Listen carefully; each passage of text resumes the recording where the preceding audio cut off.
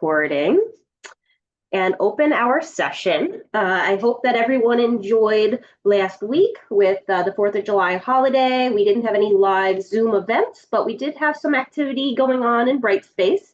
And I hope that the instructions were clear for you and that you had some time to focus on crucial conversations and that really well-designed content there.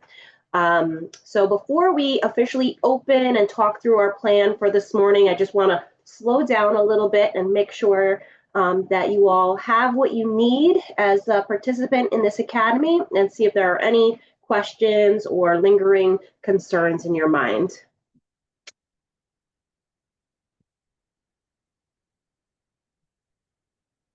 Okay, well, I know you're not going to be shy because in the beginning we said ask for what you need. And so I know that you will. And so hopefully things are going smoothly in Brightspace. And we've got Dr. Diazzi, who is managing those assignments there for you. And she is happy to have an ongoing dialogue and questions in that space as well. So with that being said, I'm just going to sort of talk through what our plan for this morning is. We're in week 3 of this academy, and our focus is going to be on setting the strategic vision. And so for that segment, we have set aside an hour, and we have Doctors Jack Oliva and Bob Granfield here with us. So they're going to share a little bit more. Bob is joining us for the first time today, and if you were on early, you could hear a little bit of his bio and background. But you know Jack, and so I know Bob will share a little bit about what brings him here to this experience with you as well. So before we began this morning, I feverishly was getting out an email to everyone to make sure that you had the case scenarios handy. So if you haven't looked at your email inbox this morning, you'll want to look there because we've got 3 case scenarios there that Bob and Jack will be taking you through. You will be assigned based on which peer coaching group you're in, which you should remember that number. I have my reference document handy if you are wondering which group you're supposed to go in when it's breakout group time.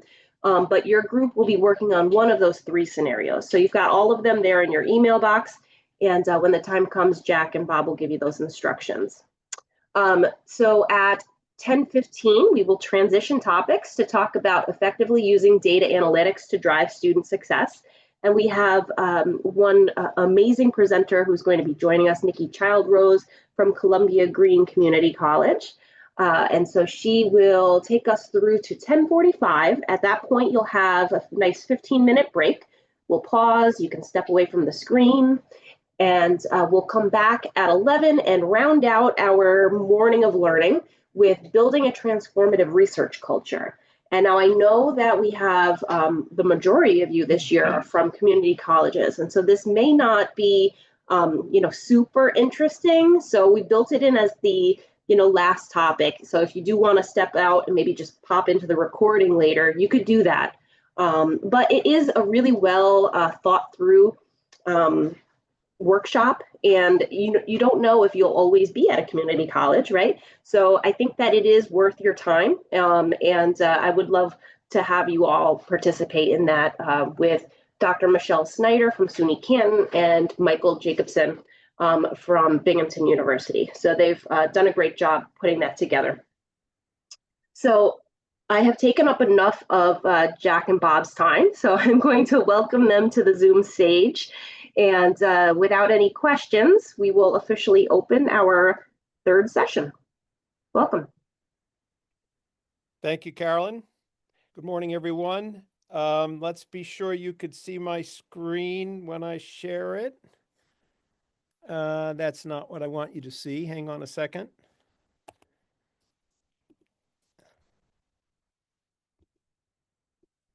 Okay, let's see here.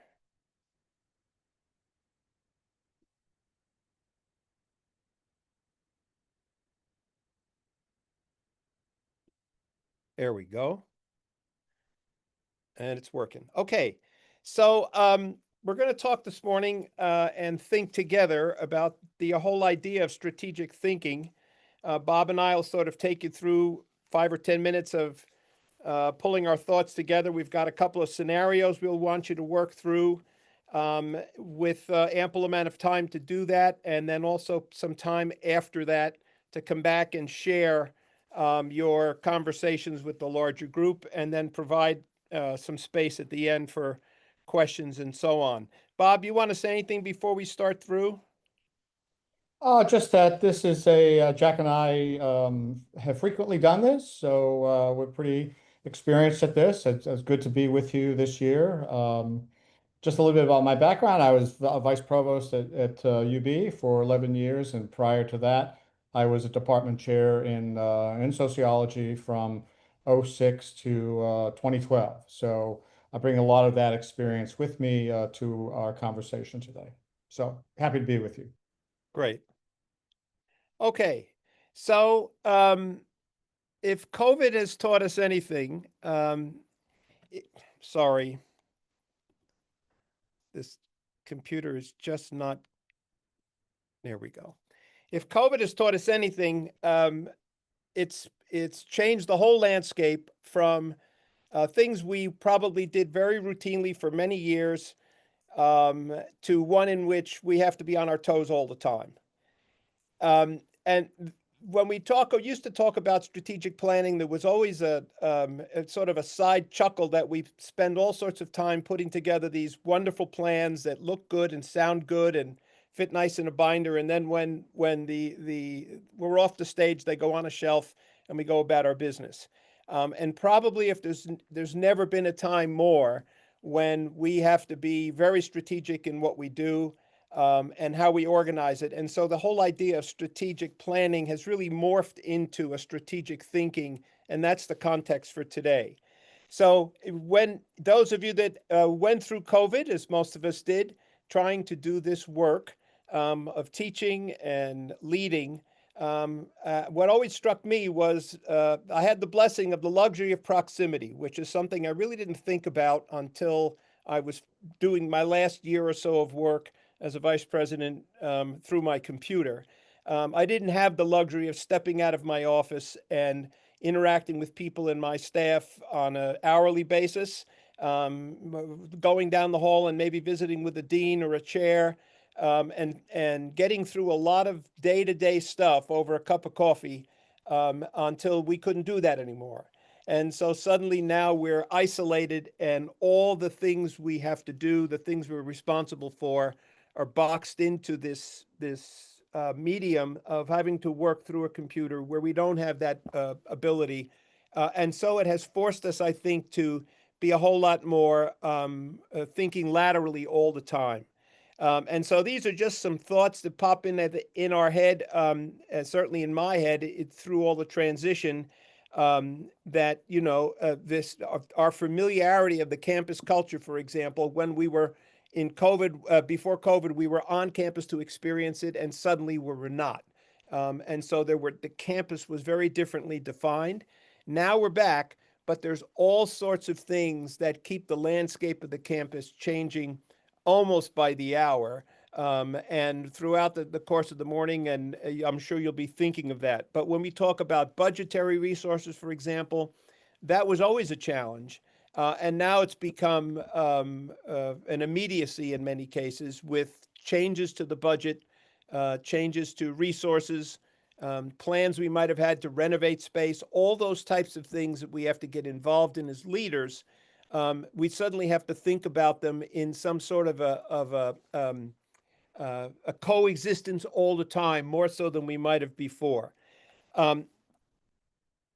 The landscape, of course, is changing. We're constantly thinking about our enrollment, regardless of which sector we're in. The state ops or community colleges or the research institutions, enrollment demographics have become more and more important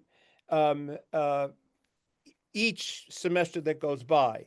And these various things in this landscape, when we talk about budgetary resources, facilities, issues regarding safety. Those of you, again, that had a lead through the pandemic or were working through the pandemic, remember continuing meetings about how we keep, when people were on campus, how we keep those places safe and monitored all the time. Also, not to mention the other types of safety issues when it comes to human interactions and so on, which has, as we all know, created an exorbitant amount of stress on everybody involved. I remember going through this and finding some rather difficult times to adjust from a leadership standpoint, because everything I had to do in remote was, so much of it was contrary to the style I was used to as a leader in terms of personal interactions with people, faculty, staff, and students. Certainly now we have changing and increasing societal challenges. Won't go into the long list, but we know what they are.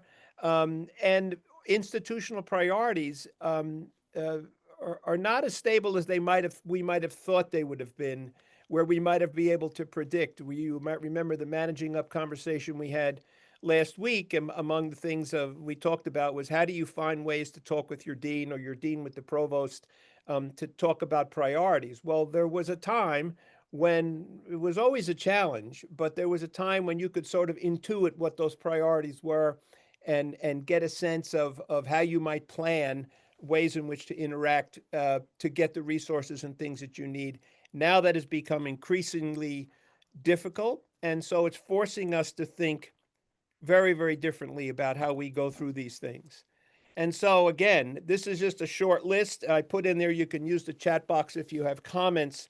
But when we talk about goals, aspirations, and strategies, it's not just about us anymore. Not that it ever was just about us, but we have to be thinking very much laterally, more so than ever before, in terms of the institution, where it sits, where our discipline, our department, our college sits on a campus, where that campus sits in an institution, in the public institutions, how that all plays in with the politics of the state, what the state's priorities are, and so on, which has an effect on or realignment of resources, how we set and work with our faculty to join arms with them to set manage expectations of the students. Since the pandemic, the demographic of the student has changed considerably. Students are speaking out more. They're much more active, if you will, than they might have been before on certain issues. So these are all things from a leadership perspective that have they've jumped into the fore, probably more aggressively than ever before, which has caused us to rethink, reflect on the way in which we communicate, the way we interact with faculty, staff, and campus colleagues, and particularly with some campuses, particularly some community college that have a strong interaction with their local community, how much we do that, and how much that plays into the whole conversation about how we set our strategies, put our goals together, find ways to support those goals, reflect on how well we've done to realign things based on our own evaluation of performance, and so on. So this is the context that we work in every single day now. I'll toss it to Bob, and he'll continue. If you have questions, by the way, pop them in the chat. I can't see them. Bob might be able to see them, but I can't because of the presentation. But Carolyn can see them, and Carolyn will know occasionally if it's a pressing question. She'll stop what we're doing, and we can pose the question. Okay, Bob. Thanks, Jack. I'd like to put a few finer points maybe on the idea, the concept of strategic thinking. And I've always liked this model here, just to begin with. And some of you might be familiar with Jim Collins's work, particularly his book, Good to Great. This is from an earlier article from Harvard Business Review, but he advanced this concept of the hedgehog concept, the big, hairy, audacious goal. What a hedgehog does is, the hedgehog really does one thing, and it does it really well. It digs holes. And that's all it does. That's what it's built to do, and it does it very well. And so he takes this concept and develops this idea that some of you might be familiar with. And it's a good way to sort of begin to conceptualize about strategic thinking, because strategic thinking is necessary in good times and in bad, right? It's not just, you are in the luxury of strategic thinking, being able to engage in strategic thinking. It's just as necessary in those bad times. I mean, Jack was mentioning COVID. There was a tremendous amount of strategic thinking that was going into that era, that in that period, certainly at UB and elsewhere, around how we're going to manage this and how we're going to get through this, and what the long range vision, even coming out of it, would be. So it's necessary in good times and bad. And so what Collins talks about is, thinking, what are you passionate about at your institutions? What's the big issues that you're really you're dealing with at the institution? What is that? What is it that in the world that you can be the best at? Whether it's in a particular area, whether it's working with the community, whether it's whatever that area is, what is the real strength within your institutions? And then finally, what's the economic drivers? They could be currently within your institution. They could be, Jack mentioned research. It could be your increasing research expenditures, success maybe there. It could be philanthropy. It could be the economic drivers could be multiple, and it's really important to consider what those economic drivers might be. But let's move a little bit more specifically into strategic thinking. And Jack, if you could go to the next one, thank you. So basically, the idea of strategic thinking. And again, this is nothing new to you. It's just really, I think, helping to put a finer point on it, to share with you a model as you're working in a leadership position to help guide you, really, because that's what I have found in my journey in leadership, is having models to help guide one through issues. So really, the ultimate goal is sort of focusing on what an ultimate goal might be, and then kind of working backward, kind of reverse engineering, if you will, to make sure that the actions that you're taking are in alignment with the desired goal. Very often, we may have a goal, but we may not have the actions that we're engaging in that are aligned with those goals. So it's really being reflective about that. And the benefits of it, I think, are it kind of disrupts the incremental problem solving. So we tend to focus on the problem of the moment. And we see as leaders, we always have to focus on the problem of the moment. I can't tell you the number of times I went into my office as a chair or a vice provost wanting to work on a particular issue, and then something blows up and you have to deal with it. You have to deal with it. So this doesn't replace it, but it just, kind of focuses your energy beyond the immediate problem solving. It also helps you identify who your stakeholders might be. And again, depending on the goal, it will determine to a large extent who the stakeholders you will need to be at the table and to be your allies and moving forward. It transforms abstract. We want to be the best at, I don't know, artificial intelligence, which is kind of an abstract goal, to much more longer terms and concrete mission. How do you get there? How do you become a top institution within the area of artificial intelligence to identify the kind of guiding principles that you need to employ in order to achieve that long range goal, and understanding that oftentimes these are long range goals, that they won't necessarily happen overnight. It may take several years to accomplish, but you're engaging in the building blocks to get you there. And it does require a long range view that's broadly shared across the organization. It doesn't mean that there has to be a consensus. After all, we are at universities. There will never be a consensus, but you need to have a strong constituency in order to be able to move a particular goal forward. In order to achieve that goal, you need to have the people at the table. And Jim Collins talks about having the right people on the bus. In some ways, it's more important to have the right people on the bus than it is to know where you're going, right? That's he sort of does an interesting analysis of that. And then strategic thinking may serve as a kind of an input for a larger comprehensive strategic plan. We talk about, making 5-year plans every 3 years. So everyone is always engaged in doing long-term strategic planning. And as a chair or as a leader, you will certainly be engaged in this. Next slide. So one of the ways to think about this really is, and again, this is something that you probably all are familiar with. You've probably all heard about SWOT analysis. It's not very sophisticated, but it really is a way, I think, to kind of organize your thinking really about what your goals are and what you may need in order to achieve those goals.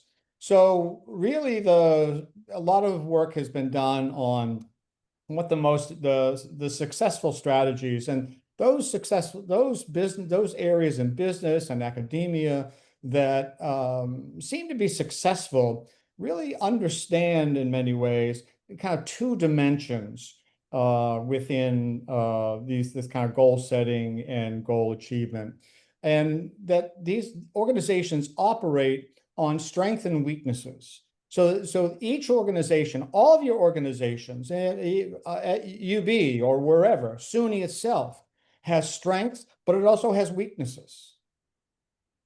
We have strengths and we have weaknesses.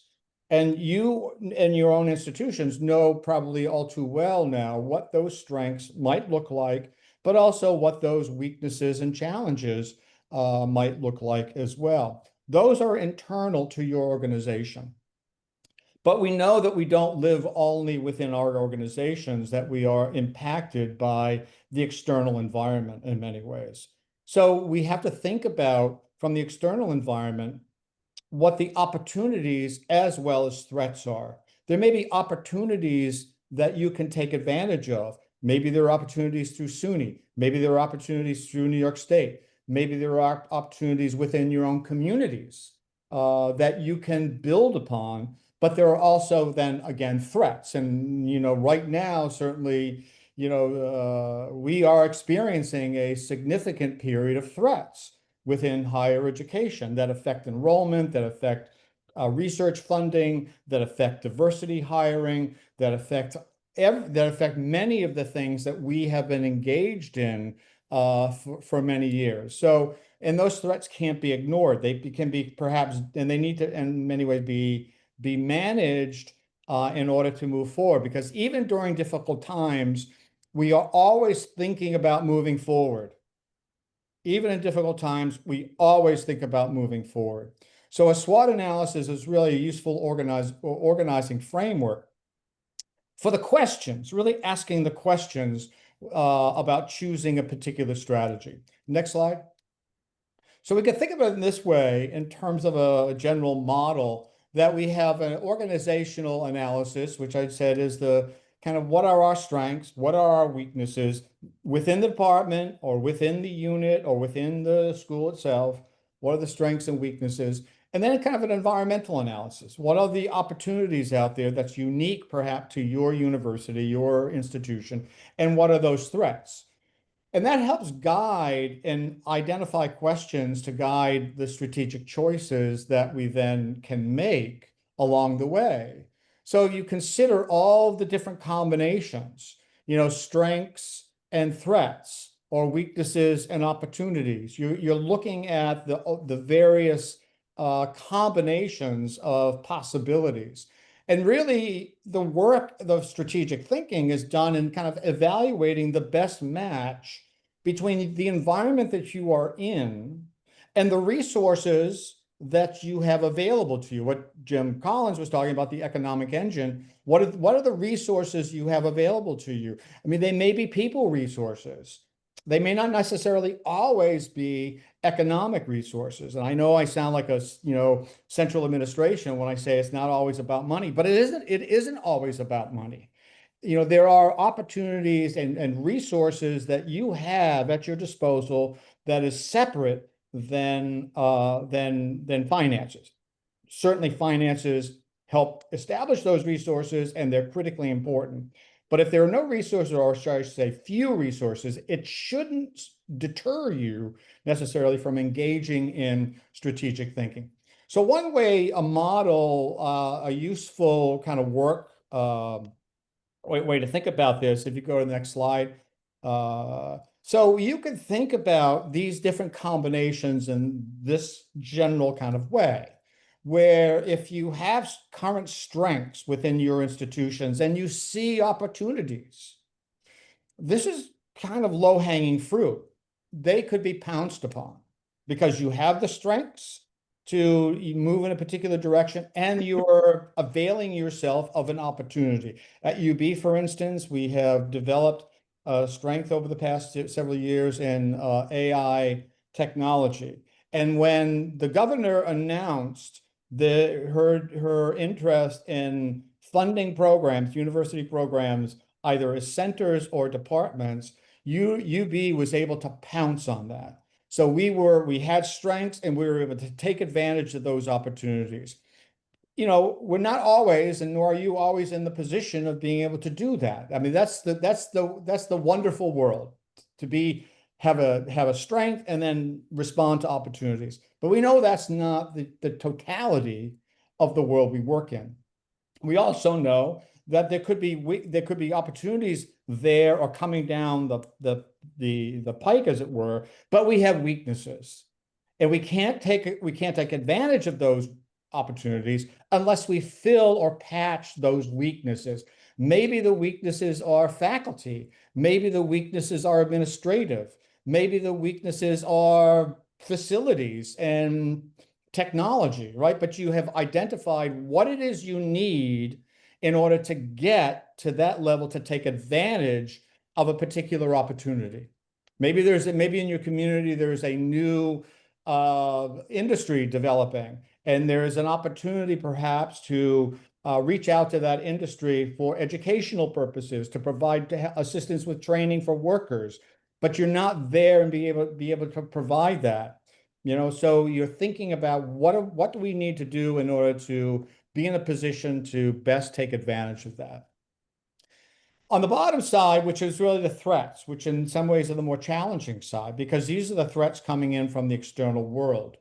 And so you can think about situations where you actually have strengths, but there is things going on in the external world that is causing some degree of perhaps having a limitation on your ability to achieve and really maximize those strengths. And we can think about, you know, stepping beyond these strengths to move forward. How do we move forward in the face of threats?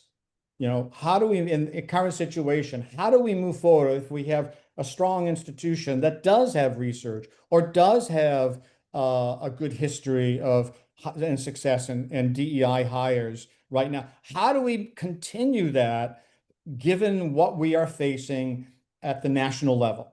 You know, with the closing down of not closing down entirely, but certainly cutting back on NIH or the attack on DEI programs. How do we keep moving these forward in spite of those threats? How do we step forward to deal with those threats?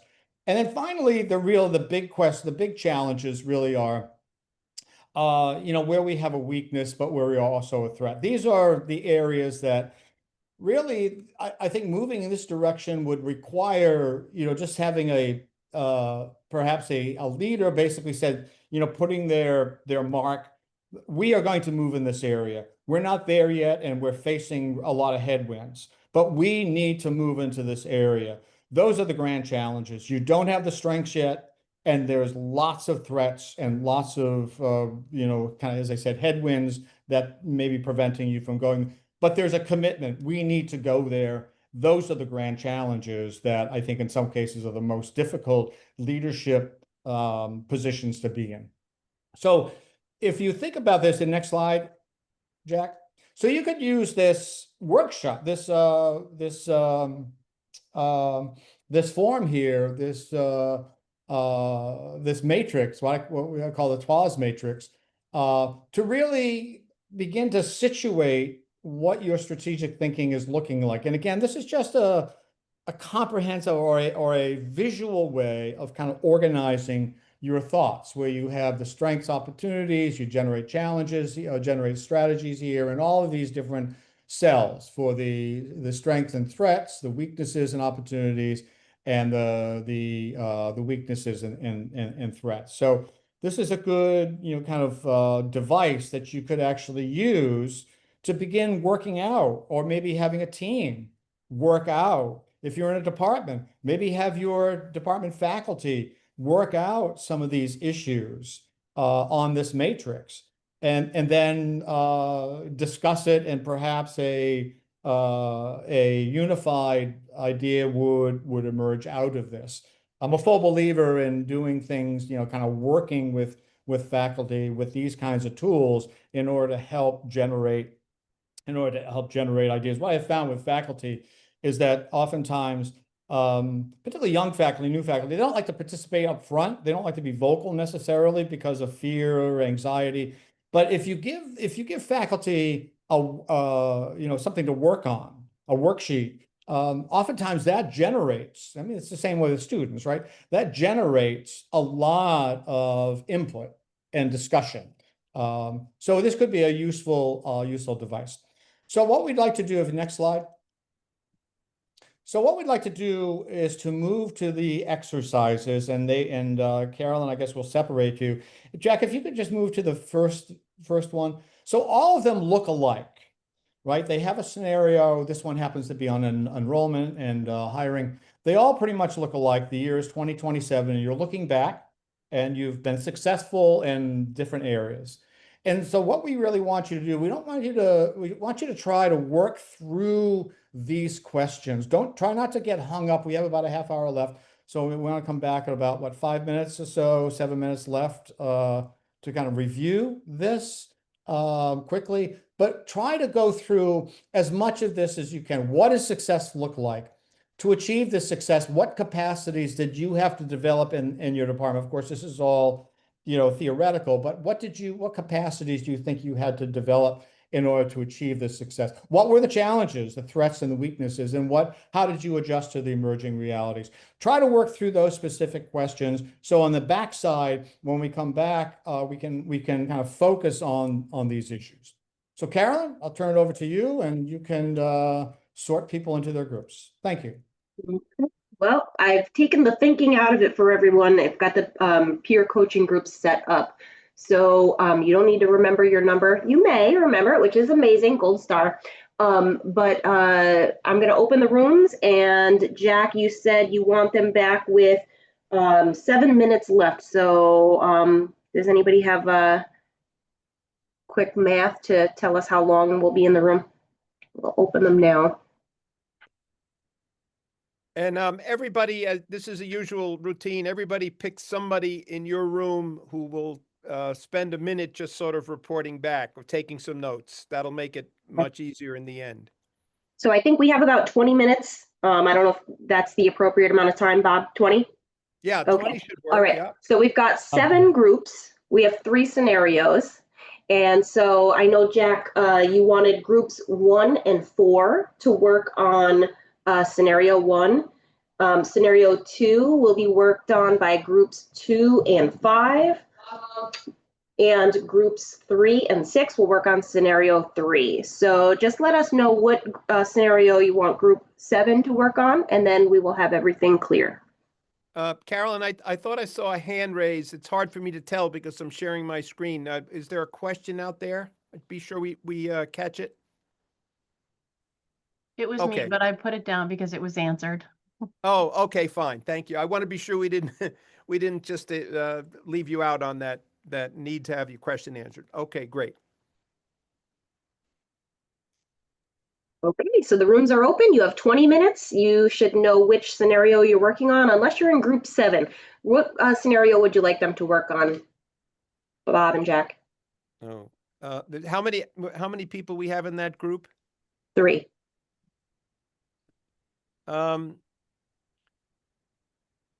Let's look at the first one. Okay, so group 7, that is Ashley, Jen, and someone whose screen name is HEOJ. I'm sorry, I don't know who that is. You'll be working on case scenario 1. So Carolyn, I am in room 5. Which scenario is for room 5? Scenario 2. Thank you. Hi, I put a message in the chat. Which scenario am I working on? Okay. I'm in, You're in which group? it says room 3. So room 3 is group 3. And so group 3 is working on scenario 3. Okay, because I'm not, I'm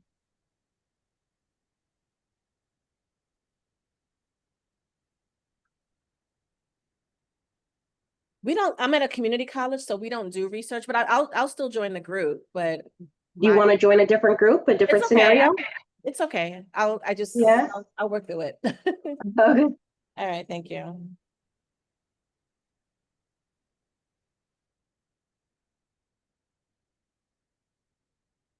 Let's restart the recording.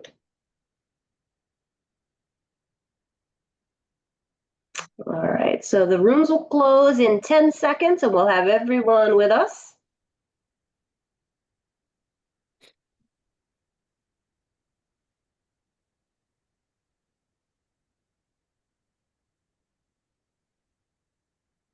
All right, everyone is back. Welcome. So I'm going to turn it back over to our speakers. Great, thank you. So I hope your conversations were very robust, and we have just a few minutes left. And so, in the interest of time, we'd like to go through each scenario, but just a couple of highlights, maybe 2 or 3 highlights. You don't have to address all the items, but what you think were kind of the highlights of the conversation. So let's start with scenario 1 and the 2 groups that had scenario 1. Is there a spokesperson for each of those groups? Ashley, why don't you begin? Sure. So I was with Jen and Jen, Stony Brook, Buffalo, and then I'm at Old Westbury. We had scenario 1 and our discussion. We did not get to every question, to be completely honest, but we had a very good discussion about it. As we were thinking through some of these key features of success, really, the conversations that came up were, for us, we do not have a lot of direct control over enrollment. And so our part of that, we were trying to imagine what that might look like, with student retention. We spoke about some of the areas where students tended to be underprepared and strengthening those areas and making them a bit more robust to try to help the students get through the curriculum in a better way. So it kind of overlapped the enrollment and curricular structure. We also spoke about development of some master's and doctoral programs that some of us are working on, as well as a draw for our program, and then just having that identity that students really do want to, that appeals to students, so that maybe they're drawn more toward it.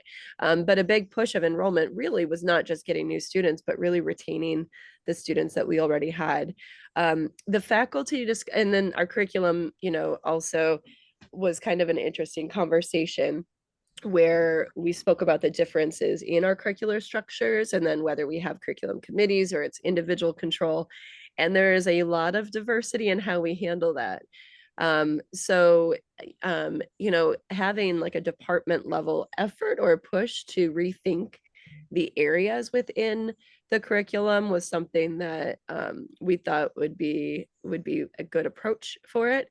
And then retaining or minoritized faculty is something that is definitely challenging. So in the climate that we have right now, we wanted to have our faculty stay, not because there were no other options, but because they actually felt a really strong sense of community and inclusion.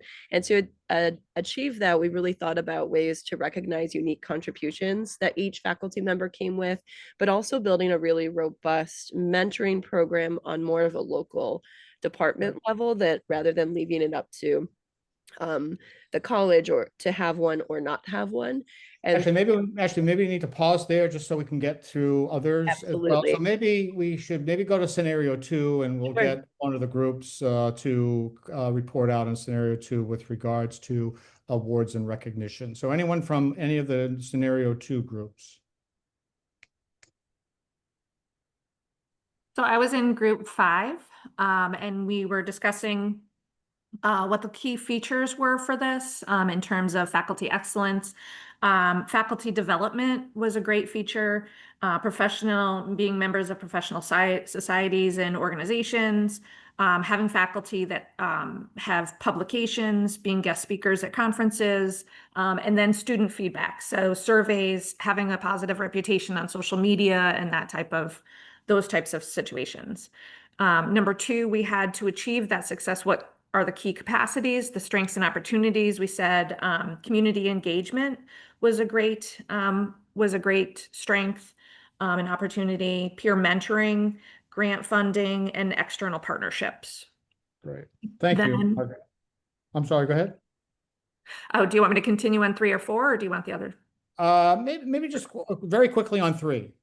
Okay, so what challenges, limitations in balancing teaching services and scholarship, aging faculty that were unwilling to adopt new technologies, adjunct faculty that we have difficulty getting buy-in for being a member on committees and shared governance, and then tenured faculty that are kind of jaded, less engaged, and don't see the need to continue having those additional responsibilities because they're already tenured and they're kind of aging out of the positions. Great. Thank you, Margaret. And Carolyn, we have one more time for one more of the one group from the third scenario. I can talk about ours real quickly.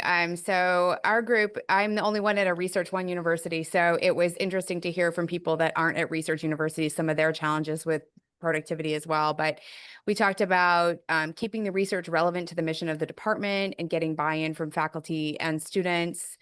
And then having tangible outcomes in terms of research expenditures, number of publications, so that everybody knows what the expectations are and the benchmarks are. There were a lot of challenges I'm gonna skip down to in the interest of brevity, but funding is challenging at smaller colleges. There's a need for internal funding to fund research there. And there's a lot of barriers in place to actually getting funding. So it's not clear how you get external funding or internal funding. Being pressured to do more with little support, I feel that is relevant for all places. Difficult to achieve a high level of productivity with so much teaching and service expectations is another one. And we have this issue too with faculty, similar to what's been said, like there's not really a drive to get promoted, especially if you're on a tenure track line once you're an associate professor, because promotions are often tied to additional service without any additional, benefit. And so that's really a threat to research at all levels. It's why, if I stay at this associate level, I can continue to do research because I won't be loaded up with this extra service. Interesting.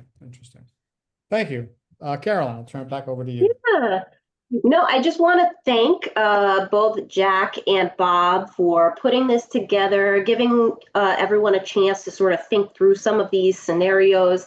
You're going to be doing more of this in this leadership role. And so hopefully this was a good practice and got your mind into the space it needs to be as a chair. Thank you so much, gentlemen. Thank you to the audience for staying engaged. And we've got more ahead. So we are going to do a smooth transition to our second topic. And so we will welcome our speaker from Columbia Green Community College. With us, we have Dr. Nikki Child-Rose.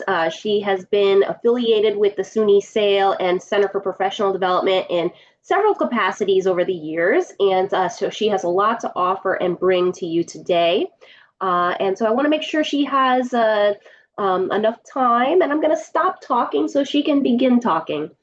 So thanks again to Jack and Bob, and we will say our farewells to them. Thank you, Carolyn. Hi, everyone. Good morning. Does everyone need like a quick bio break, or are we good to just go, or what? We have a 15-minute break after your workshop. So I know you've got about a half hour. So I want to maximize your time, but these are adults, and if they need to, mute and step away, we understand, but they will have a nice big break coming up. All right. Well, that sounds all great. I know what it's like to, dedicate a lot of time, and it's summer, and hopefully you're feeling hydrated. And I was really interested to see those case studies because there's so many moving parts and pieces to being a chair, and we're all working in unique environments, and you're all bringing so much to the table. So thanks for that introduction. I'm really happy to be here. I will try to share slides. Hopefully you're seeing these well. I really want to make this interactive. So if we're getting to a point and you want to jump in or post something in the comments, please feel free to do that. And I'll try to monitor things, or somebody can jump in, get my attention. But I'm here to talk to you today really essentially about data-informed leadership. It's the way that I've always approached leadership in my career. I've been in higher ed for about 16 years now, and I'll share more about my journey, just to maybe relate to some of the many hats that you wear and the things that you're trying to do, and to kind of drill down a little bit further, really how to leverage or use evidence to drive student success, because end of the day, that's what we're all here to do. And as a chair, you're in a very, very important role to really make a difference in the lives of students, even though you're sometimes a little bit removed from that direct interaction. So with that being said, I'm here in my element. This is a class I teach on average, as far as a teaching load for me, could be anywhere from 5 to 8 classes when I was just in the classroom. I teach at a small community college called Columbia Green, about an hour south of Albany, and I am a professor of history.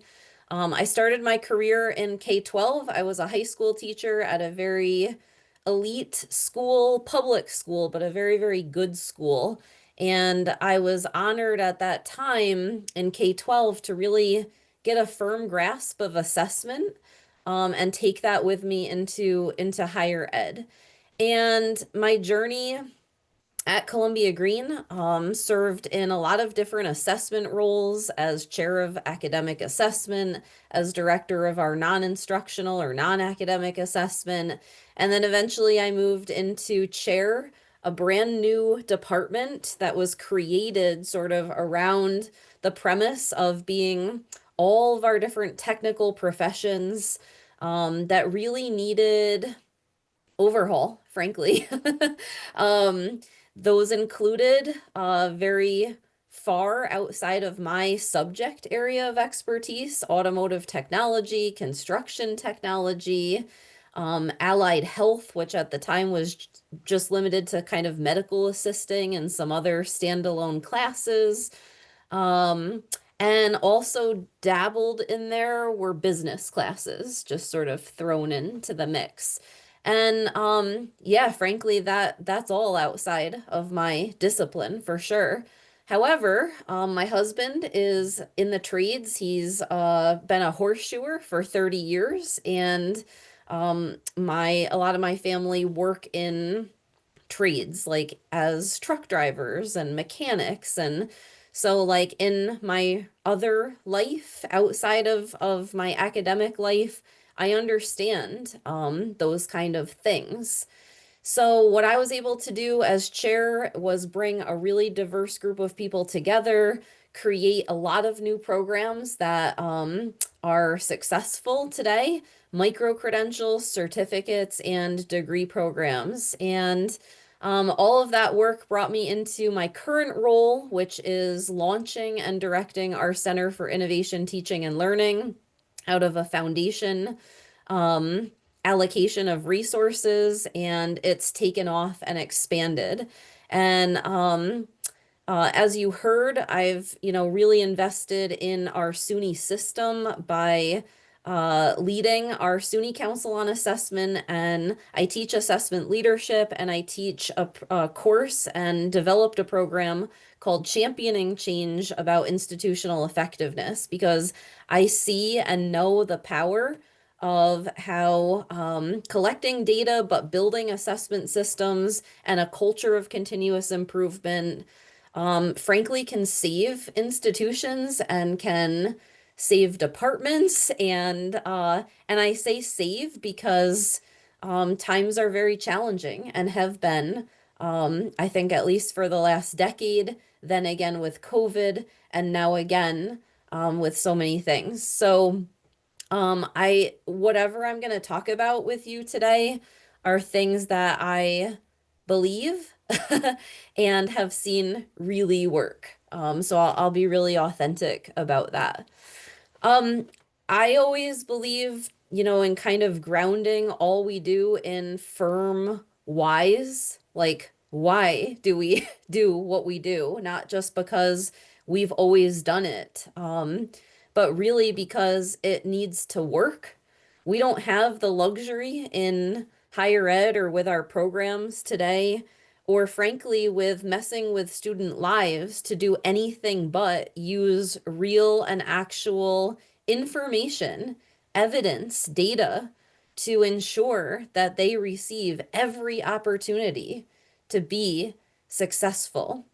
And student success can mean a lot of different things for a lot of different people. So, for some students, the goal is to earn an A or the goal is to transfer.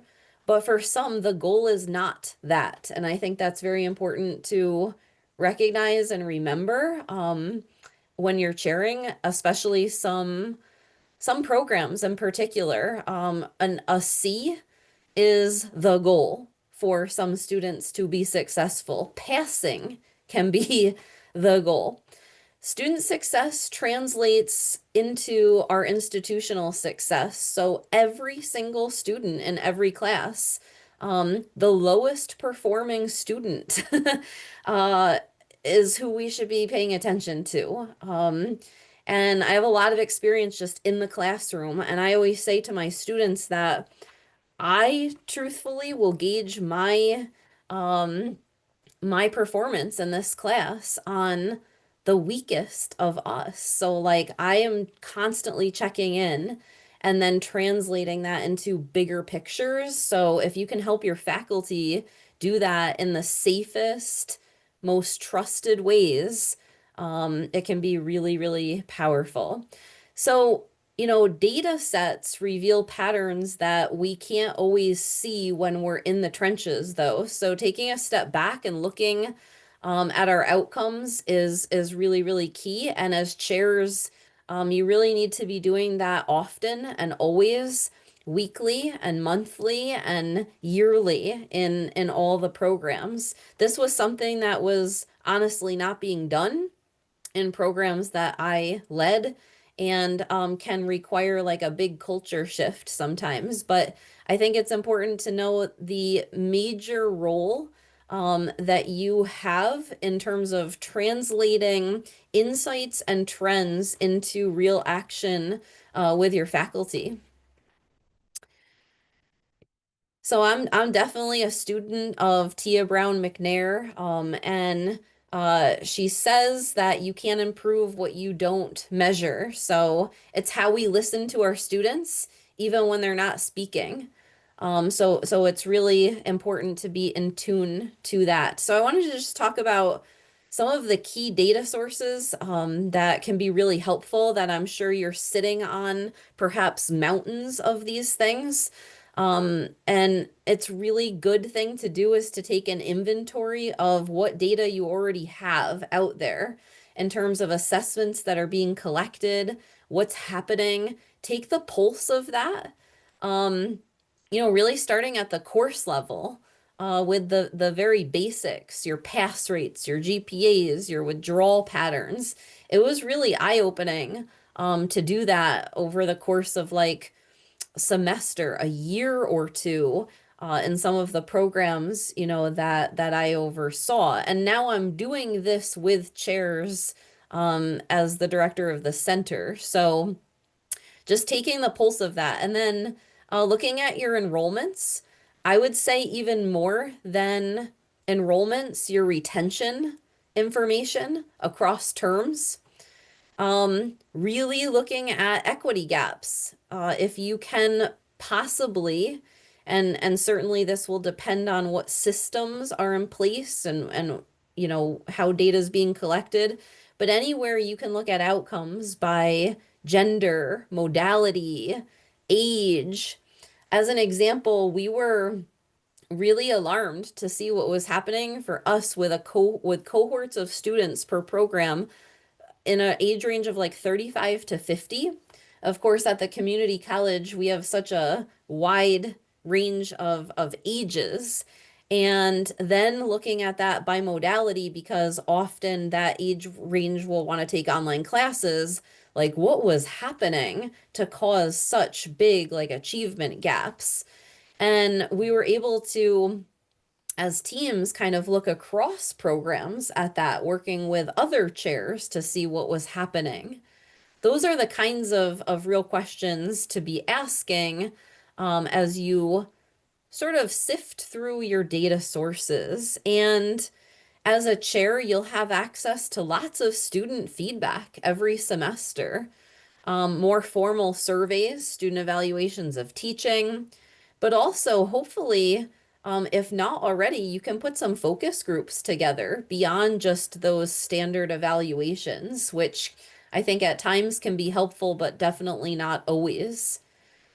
And then certainly learning assessment data, right? So program outcomes, gen ed outcomes, if that's intersecting with any of the programs or areas that you oversee. So I just want to pause there on data sources and ask if there are any missing from here that you wanted to bring up or mention, or ask about that we've just talked about. I'd like to ask real quick. One of the things we struggle with, I think this is really great. I just had a discussion with my dean about using data and what kind of data would be relevant. So I think this is really great. But we have a real challenge with getting students to complete our course evaluations. And I know that that's an imperfect measure, but I'm wondering if you have any thoughts or strategies, or if this is something that you've encountered, because when we have a 15% response rate, it's really difficult to know, to really get any meaningful information from that. Yeah, that's so true. We've so we transitioned from like in-person, right, paper evals like over the years to all online, and then there was a drastic decline in the response rates we were getting. And then over time, one thing that really helped was sort of a nudge from a chair, like once those were released, for an instructor to post an announcement in the LMS or however those evals are coming, with just a reminder and a quick like, hey, you know, these will be anonymous and confidential, and I don't see them until after the grades are put out. And I really use these to improve the course. And after doing that, I think the culture changed for students, and we did see a higher response rate. I think there's such power coming from the instructor to just remind students that they want to see this, and they will make changes based on what students are sharing. I mean, it's a simple thing, but it does change the game a little bit. But faculty need to be reminded of that, and they appreciate a template, you know, that you can say like, here's a sample, because things get really busy and hectic at the end of the semester. That's a great question, Jen. I see another hand up. Yes, a similar question to Jen's question on the survey, because on our campus, adjunct professors are not required to conduct student evaluations at the end of the semester. So none of them does it. But as you said, it is one of the key pieces just to put up together the data analysis, right? Absolutely. So what do I do? I think that this is, so I'm going to actually have a few slides kind of pertaining to culture. This is a really great question. In the case that it's not contractually required, that's a challenge, right? And requires a motivation to do these. So there's ways to incentivize doing this, and they start with onboarding all the way up to resource allocation, and any asks that faculty are making have to be accompanied with these things.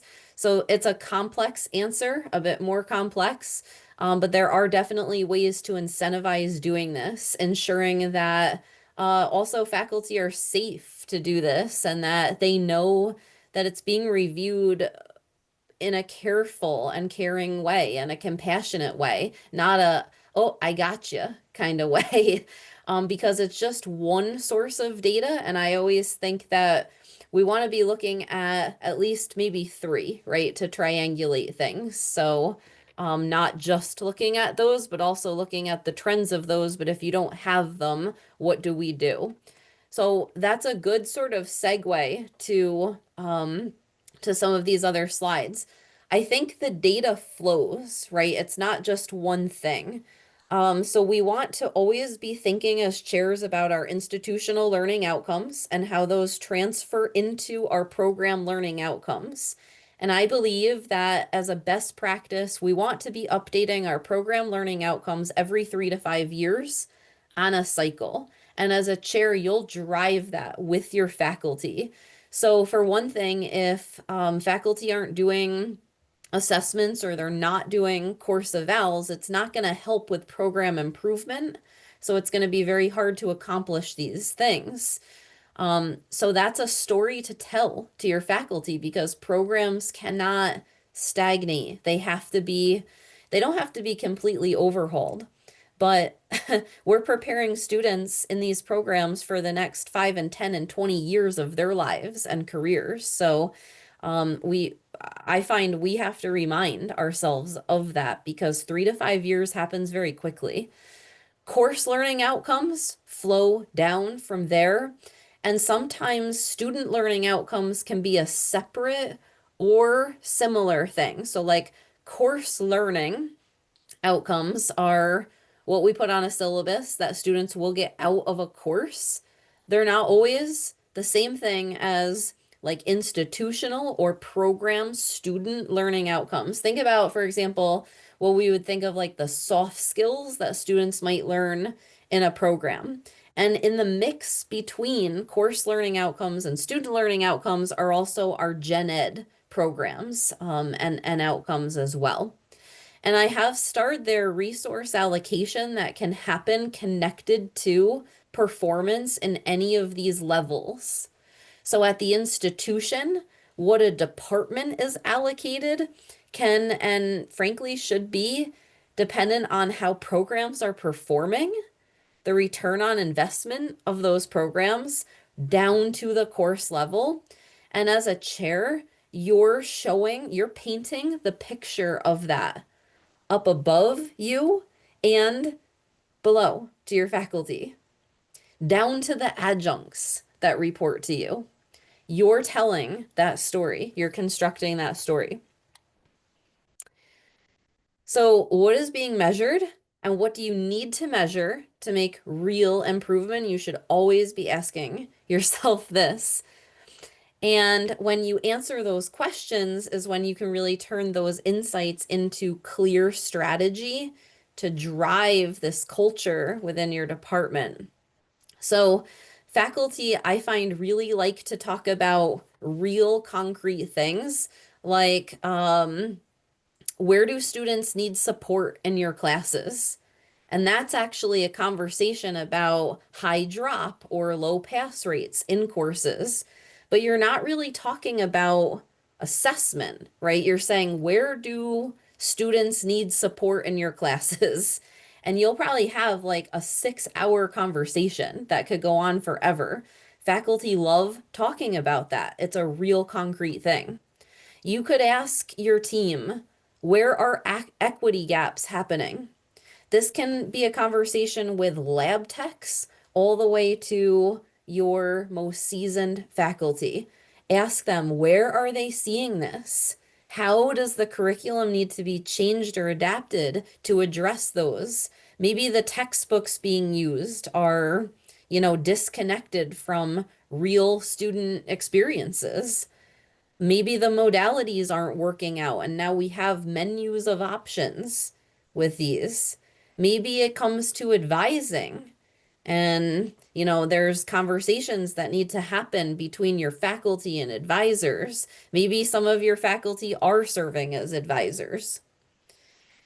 Talking to your faculty about early alerts, engagement tracking. How many of you are using Brightspace, as your digital learning environment? There are amazing engagement tools that can be used, and ask your Center for Teaching teams or your instructional design teams, like, how can I pull this data and look at it with faculty? How can we design from the beginning to understand how students are flowing and pursuing through courses? So there's so many ways to leverage Brightspace in new and innovative ways to do this. And I think, you know, as a chair, your best partner can be your IR and your IE team and office. So I think I just am seeing something in the chat. I'll check on that. That's me. I have a question. Doug Rivers. Go ahead. I'm using one screen, so. That's okay. That's why I was trying to raise my hand, but for some reason my emojis aren't letting me see it. I just want to ask a question. How, you know, a lot of the data we're collecting, it's descriptive statistics, right? So how do we better use inferential statistics to determine causality? So for example, if a student has an economic challenge or students have economic challenges, how do we really infer that that's the challenge so we can create a plan to look for maybe additional resources, whatever that may be, again, inferring what do we need to look for and how do we build our case to get there? Because currently what I see is, again, it's all descriptive statistics, which is then a guessing game. We don't know. We can say a certain group of people are failing or a certain group of people are successful or a certain percentage of students are leaving our programs. We know a number. We can look at demographics. We can look at economics, but we don't really know why they're leaving. How do we infer that so we can use the data to make much richer, better decisions? That's my question. Yeah. I mean, you can all probably, this would be like a great conversation for all of you to talk about, but from my seat, yes, we have to take a leap sometimes, and we can't control all the things, right, that happen outside of a classroom, but we can turn to the research, which tells us that certain sectors of our population are weathered and they're working 27 jobs and, you know, facing real challenges. And we can, I love putting together focus groups of students. Like if you have student senators or you have, even within a program, advisory councils that really know from the community and former students that have gone through the program. This is where I, as a chair, help faculty put together a real advisory council that can speak to these issues, that certainly know better than me, right? And I love to sit in on those if I can and listen to those, and try things, pilot things for a year even, and see if those interventions are working. And then you know, because you're assessing those interventions, whether it's food security, changing modality, changing the time that a class is offered, if faculty are open to that, trying those things, and then you will know. And I think it's different depending on the community and the institution where you're at. We're a commuter 100% campus, you know, so we don't have residency. So that's a challenge with transportation. We infer that, but we also drive past the college seeing students walk to get to class. Like, so we also know that that's a problem, and how do we then address it? It's not, there's no easy answers to these things, but what you are doing is building a culture of evidence-informed decision-making. You're leading by example. You're normalizing asking questions. And I think we celebrate those questions, not just the answers. And we provide access to everyone in our department that we can, where appropriate, with dashboards, reports, simple tools. Simplify the process as much as you can. We don't want faculty spending so much time filling out assessment reports that they're turned off by the process. We want it really connected to purpose, empowered action, and building good reflective habits together. And I see the chat is active and I'm coming up on time. I do want to talk to you, I'll sort of end on this slide, that the challenges are all opportunities. So on the left side, like some of the challenges you might have are too much or too little data collection, poor systems, weak systems, a lack of shared governance where not everybody is always at the table, maybe a lack of expertise, a resistance to change, time. Those are real things. I think all of those are opportunities to build meaningful teams, to build trust, care, and compassion when you're looking at those different data points, to seek professional development, to champion your faculty and their work and build those opportunities. I'm really seeing the power of onboarding and mentorship with these things. And they need clear process and procedure, and you can make a big difference as chair with doing that, as well as the communication that you provide. So I will share these slides so that you have them.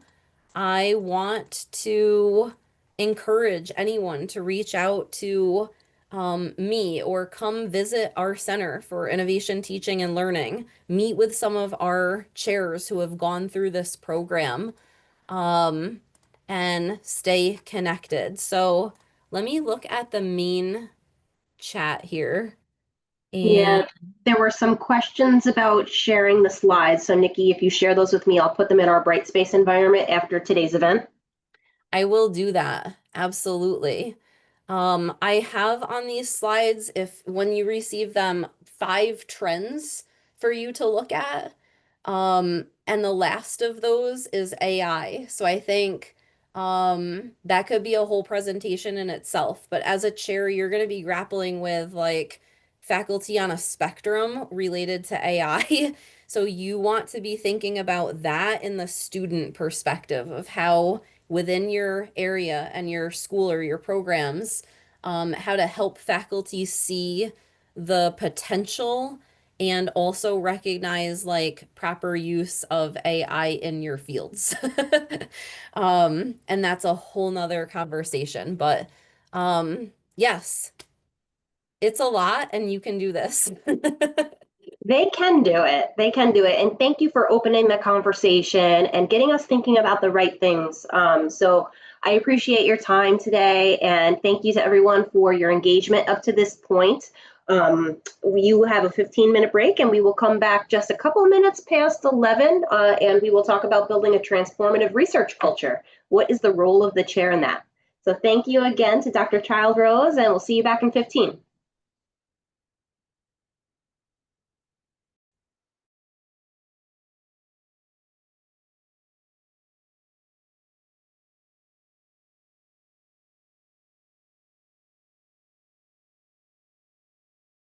Recording and welcome them. We have until 12:15 to talk all things research, and they have a presentation that they will share with us, and we'll also post this in our Brightspace environment after today's session.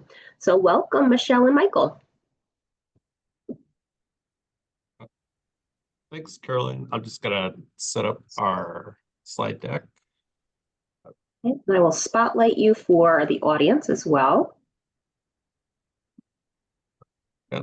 Thanks, Caroline, for the invitation to present. Hopefully it's, I like research and the research enterprise. I'm Mike Jacobson, the Director of Strategic Research Initiatives at Binghamton University in our Division of Research. Our office provides support for our faculty on developing research grant proposals and helping just with the strategic approach to funding their projects. I'll hand off to Michelle. Hello, thank you for the invitation, Carolyn, and so happy to be here. So I'm the Dean for the School of Science, Health, and Criminal Justice at SUNY Canton College of Technology. And one of the areas that I also work in is helping faculty expand their research or even get their research agenda up and going. And we were are the recipient of an NSF grant to help build that capacity here at SUNY Canton. And for those of you who are from community colleges, I actually spent most of my career at the community college level.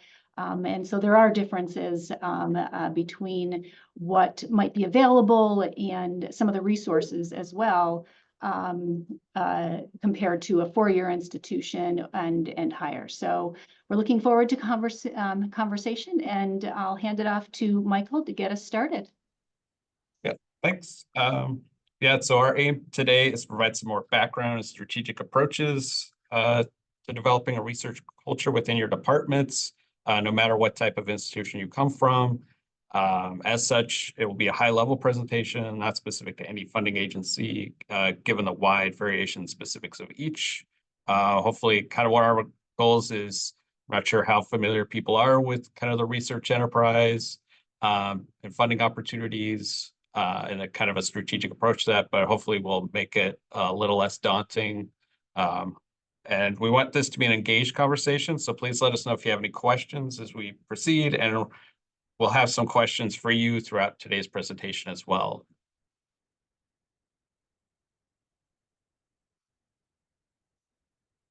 So just to start off, some background on the research funding landscape as it is. As you may have heard from the news, we've seen a lot of changes to the federal funding landscape in the last few months.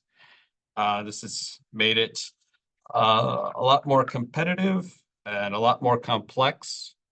And in some cases, funding opportunities may be very challenging for faculty to find, and kind of abilities to fund their projects are probably a little more limited for some areas versus others.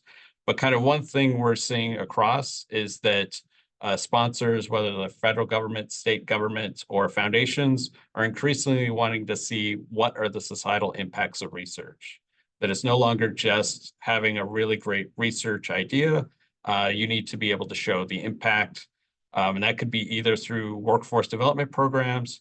How are you bringing kind of your students the skills and training they need for the workforce across different industries and areas? And then also, what are the economic development potential for the research, whether that's leading to technology transfer or just helping with community partners as well.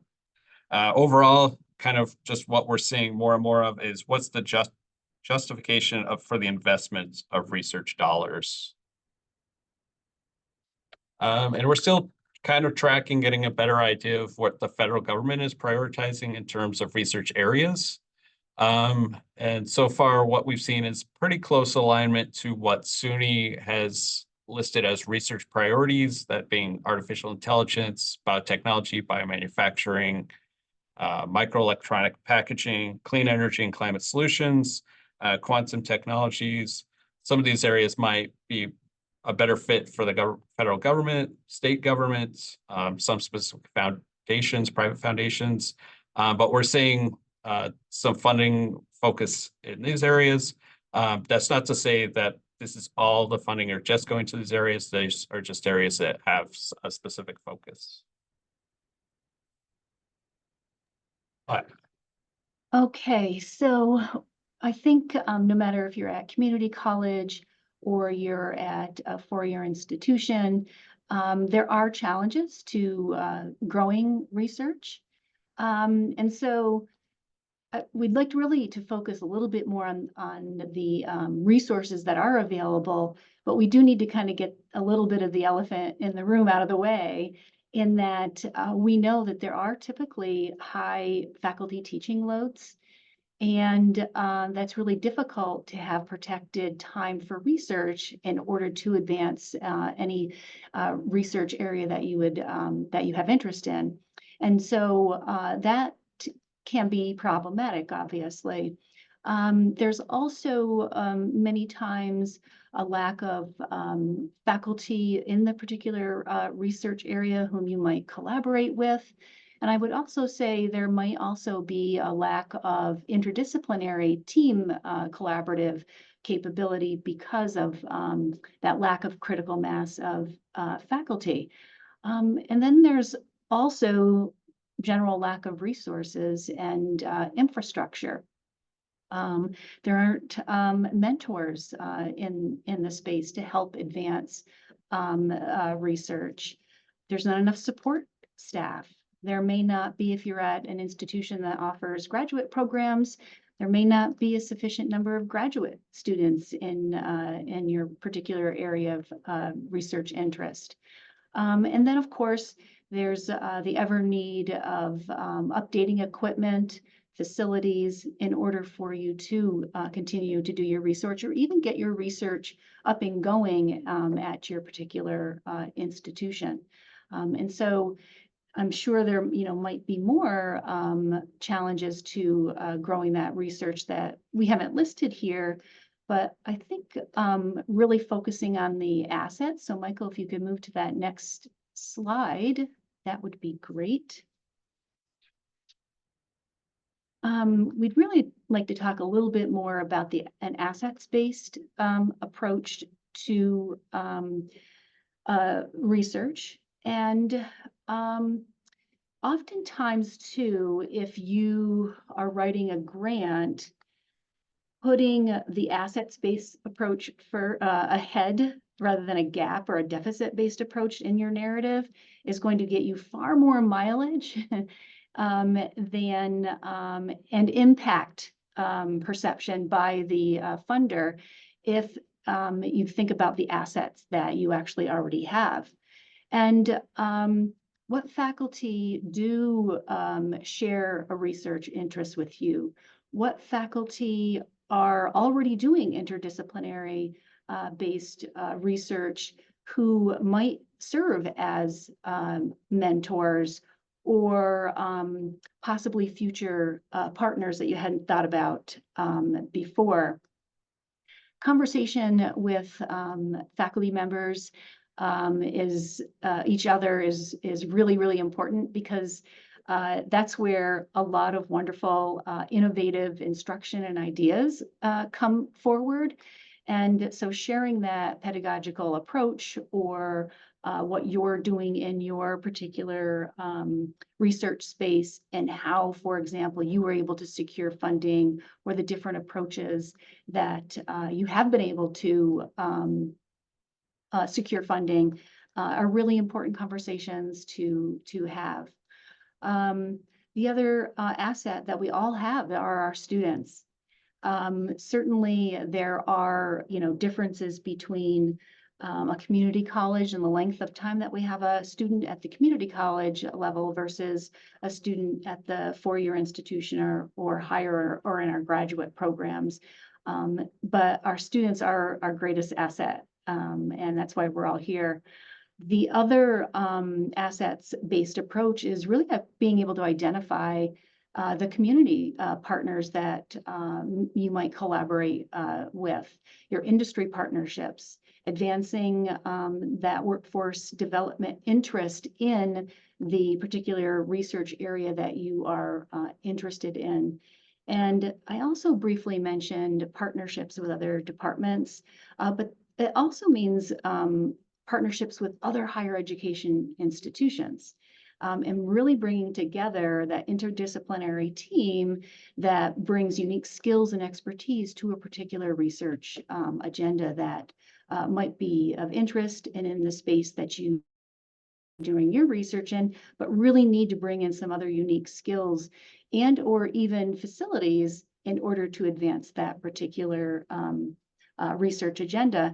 And that really ultimately comes back to being able to sustain that research agenda, identifying the resources that you already have, and then kind of back into where there might be places where a funder, for example, might say, hey, this is a project worthwhile because it's going to have impact. It will be cross-cutting and have that societal impact that oftentimes funders are looking for.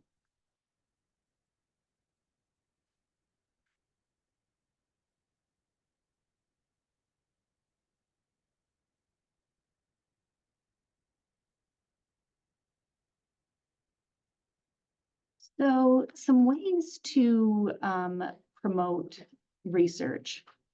Now, typically, the standard format for undergraduate research has really centered on an apprenticeship type model, in that there's a faculty mentor, and that faculty mentor takes on one or a few students into their research lab. It's really kind of not as broad as it could be, in the sense of getting students engaged in research. And one of the ways that folks might consider integrating research into their educational career is into the classroom. And so there is a pedagogy out there called course-based undergraduate research experiences. And this integrates research into the curriculum, but it goes a little bit further in that it actually provides students the opportunities to present their findings outside the course to external stakeholders. And so I think that's the difference oftentimes, that we can distinguish, say, an inquiry-based approach versus a cures-based approach. Cures has the expectation that there will be some kind of that dissemination of knowledge in some fashion. But what Cures does is really broadens participation, because it allows all students in a course to actually participate in a research experience, bypassing the inequity of just a couple of students being able to seek out a mentor and find an internship with a particular faculty member. And so I really like the course-based undergraduate research experience approach, because it does broaden participation. And studies have shown that it's also a retention tool. Students gain confidence in their problem-solving abilities, critical thinking, both of which are skills that future employers are looking for as well, along with oral and communication skills. So the Cures-based undergraduate research experience really has an opportunity to help diversify the research enterprise. And so promoting those student research opportunities. Michael, I think that's your bullet. Sure. You want to? Yeah, thanks. So I know what we often see is students are very eager to participate in research experiences, get that kind of hands-on training, furthering kind of their research careers. And what they struggle with is especially undergrads, they're not sure where to find these experiences.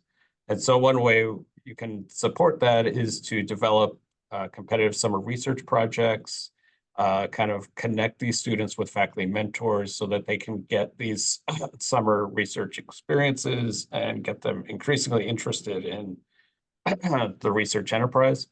And also another way to engage students and get them initial training in applying for fellowships and grants is to provide them with resources and supports to apply for grants that they're eligible for, specifically the National Science Foundation's Graduate Research Fellowship Program and other fellowship programs as well. It's kind of an easy way to start them on the kind of applying for grants, applying for fellowships, realizing what are kind of the standard information they'll need to have to put into these. And SUNY itself provides some webinars and trainings for students specific to the Graduate Research Fellowship Program that have been very helpful for students to understand what would go into an application and how to make a competitive application.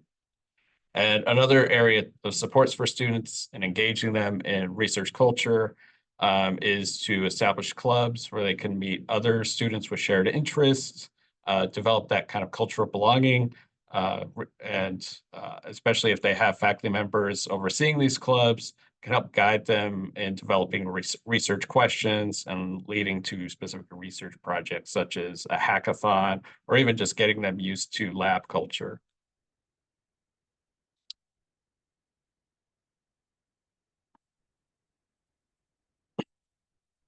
So getting more, moving on from students and more to faculty, we like to stress that research is a progress throughout faculty's career. And we kind of take some information or a lead from the NSF-funded Research Center, Advancing Research Impacts in Society. It's a center that focuses in on training faculty on how to do effective broader impacts, and also how to not just see broader impacts as a burden, but actually something they're excited about. And a key aspect of that is to realize that faculty have multiple identities that come together to create that kind of researcher identity or impact identity. And it realizes that faculty are researchers with research skills. They come from ideas from their own specific disciplines. They also have an identity as an educator with specific skill sets for that. They also come with their personal identities. And all these come together to form an overall researcher impact identity for the faculty member. And as chairs, working with your faculty to kind of map out this identity can help lead to how they can bring in their research into all aspects of their faculty identity, and also kind of carry that out with impacts for their research. We often, with working with faculty, ask them, not just in 5 years or 10 years or 20 years, but when they're set to retire, what do they want to see, look back upon and see their impact of their overall research? Do they want to be someone like a science communicator like Carl Sagan? Do they want to be someone who impacts policy? And then based on kind of that trajectory of looking at impact, we can work with them to develop 5-year plans, and kind of within each kind of 5 years, 10 years, 20 years, what are the milestones or steps that they need to take to have that kind of legacy that they want to have for their research. This is a good way too to kind of connect with faculty and developing these 5-year plans to get them ready for tenure, and then also keeping them engaged once they already have tenure and kind of going to that next stage in their professional careers.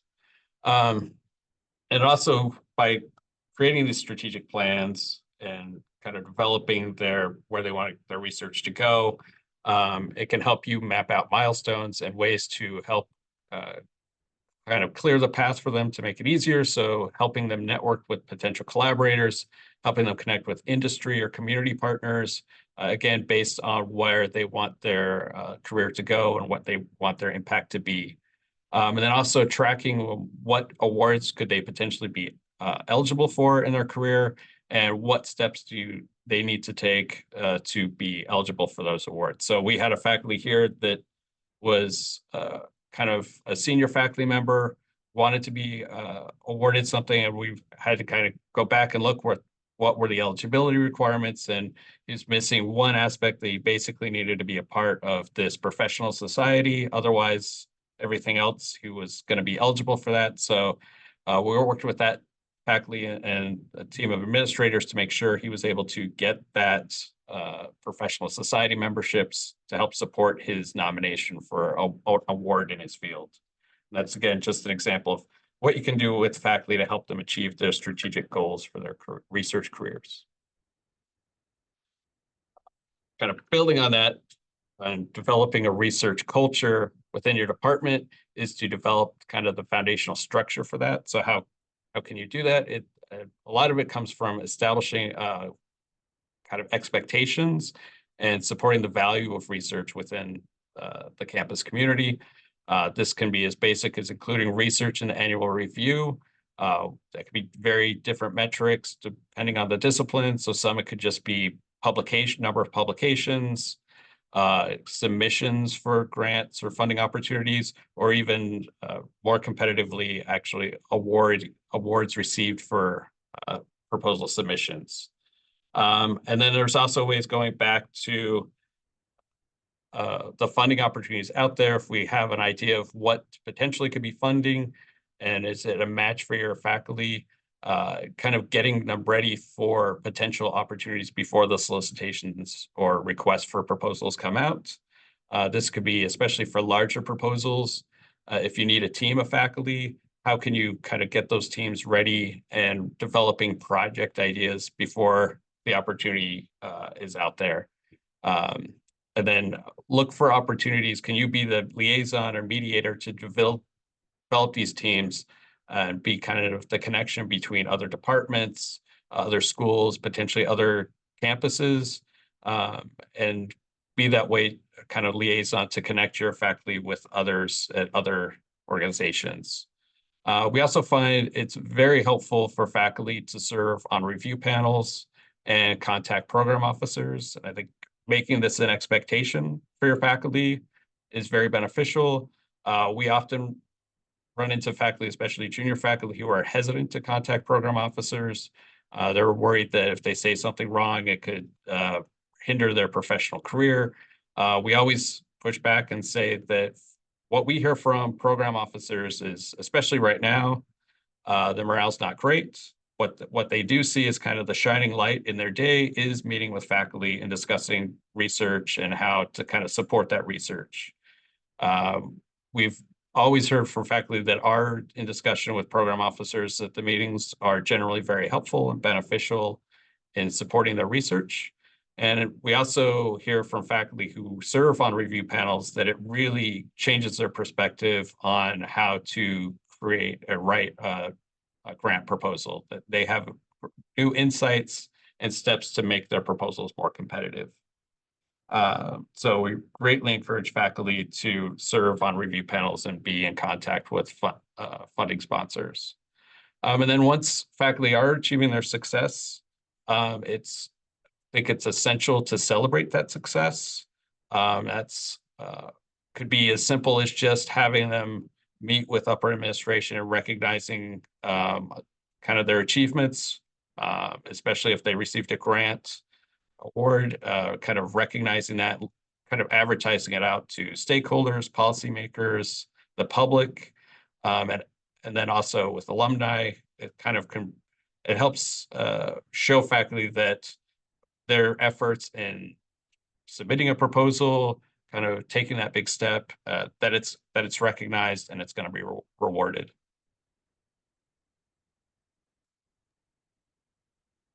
And so ways to promote research. One of the outcomes of the NSF funding that I have is to support and broaden that faculty research engagement here at SUNY Canton. And some of the solutions that we've come up with is to provide course reductions for faculty so that they can do the research that they're so passionate about and engage students in that research. And that's been one of the best ways that we've really been able to help broaden that participation in research, and with the requirement of engaging students in the research as well. So that's been part of how we're engaging faculty in a different way and providing them that course load reduction in order for them to focus on their research. We've also provided seed grants for small internal research projects, but we also have seed grants that will help us help a researcher who's already kind of got an established research agenda to continue with that research. And along with that, we do have an expectation, for example, of how are you going to sustain your research after the seed grant monies are expended, and faculty have to come up with that idea of am I submitting for another grant? Are there community-based organizations that I can work with to help continue that research? Are there industries that I could work with to help with that research? So we've done a little bit of that. The other piece of this is engaging students a little bit more fully and including them at conferences.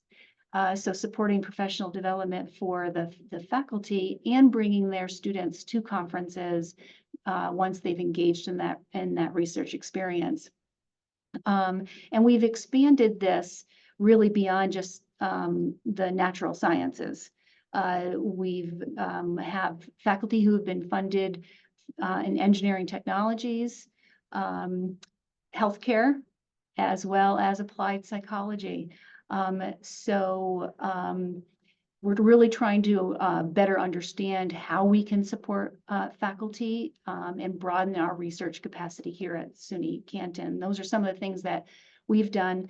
The other thing that we also have we do have a grants office. Sometimes community colleges don't have a specific grant office. But this is where peers and your colleagues who might have grant writing experience could be part of consultation in that, along with the grants office if there is one. So we do a lot of, at this end, of trying to disseminate information to faculty about grant opportunities that might be a really, really good fit. And that's one of the things that I also try to help with. And then, finding those opportunities to help support. And for example, currently I'm working with the Engineering Technologies Department on developing an NSF proposal in the civil engineering technology space and integrating a CURES approach into teaching. And so working closely with faculty and other colleagues at your institution to advance your research is another great way to, help yourself try to find some funding opportunities there. And as I said, partnerships with industry, workforce development, other institutions of higher education who might be doing a similar line of research, but you need the additional resources in order to advance that. And then, of course, engaging any of the community partnerships that your institution may already have, expanding on those partnerships and engaging research in those ways are all different ways that we can promote research and provide that infrastructure to aid research. And I'll say that what's been critical is there has been administrative support. That's obviously important in this whole process. And from where I'm sitting, I'm kind of that liaison to engage faculty in advancing their research agendas and moving forward and building our capacity here at SUNY Canton.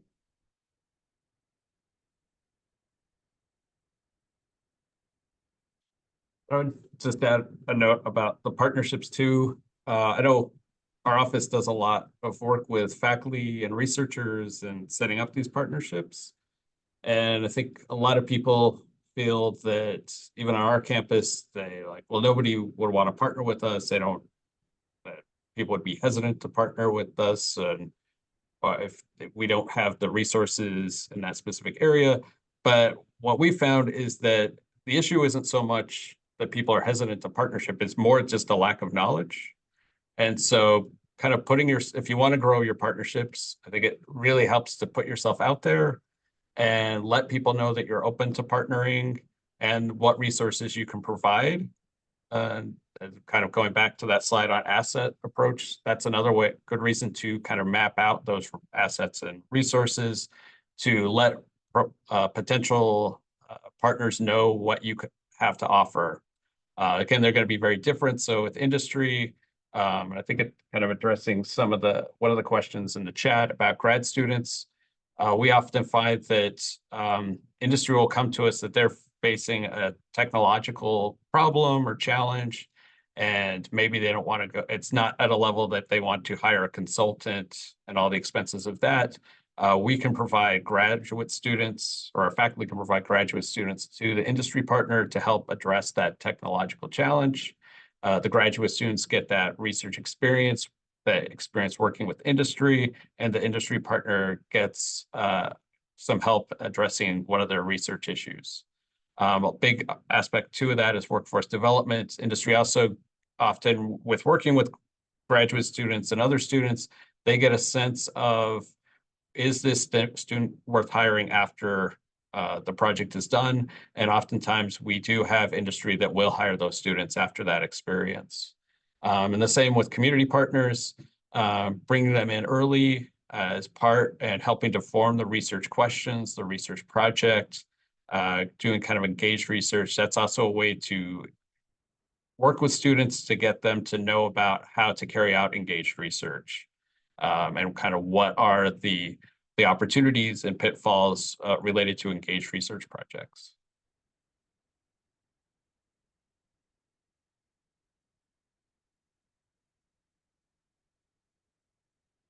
I think that provides a good overview. I think we'd now open it up to a discussion, kind of what issues are you facing in a department in terms of developing a research culture?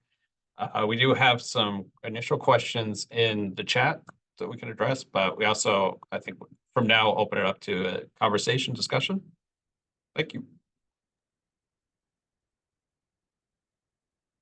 So the chat says, I'm wondering how important is scientific merit for CURE's proposals?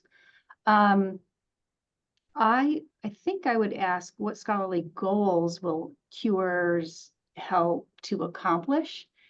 And thinking about where that CURE's approach is best placed in a particular course. It may be just a part of a course, or it could be an entire course. It could be a series of courses where CURE's is the model of teaching. I would also add that CURE's just doesn't apply to scientific, proposals or scientific type of research. Ultimately, CURE's is really promoting disciplinary ways of thinking, critical thinking, problem solving. And so while the research methodology might vary from discipline to discipline, ultimately, in the end, we're producing critical thinkers. And so the way a historian might approach an undergraduate research experience might vary a little bit, but there's still that critical thinking and problem solving, the use of evidence or triangulating qualitative information. The humanities is going to just take a different methodological approach.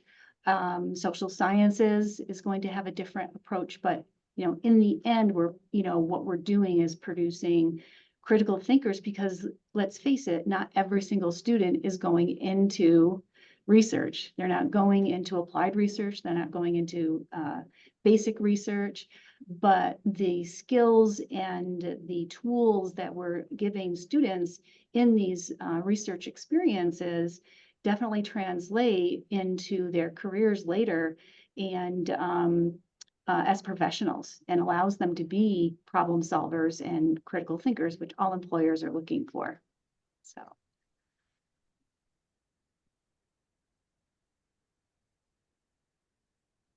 I guess a question we have for you is, what do you see as some of your biggest obstacles or challenges for setting up a research culture within your department?